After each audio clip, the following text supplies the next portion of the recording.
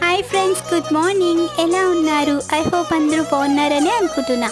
ఈరోజు ఒక మంచి రెసిపీతో మేము ముందుకు వస్తున్నా. ఇది వచ్చేసి కోకోనట్ బర్ఫీ చేస్తున్నాను. ఇది చాలా టేస్టీగా ఉంటుంది. At the same time very healthy అని కూడా చెప్పచ్చు.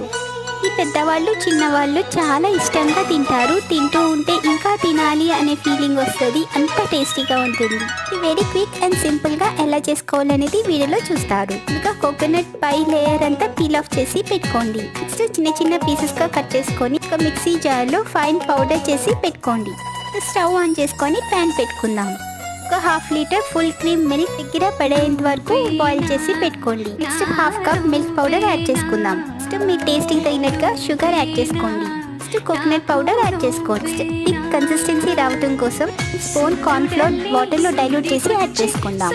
ఇంకా ఎలాచీ పౌడర్ వేసుకోండి. ఇంకా డ్రై నట్స్ గార్నిష్ చేసి సర్వ్ చేసుకోవటమే. Bye friends, thanks for watching.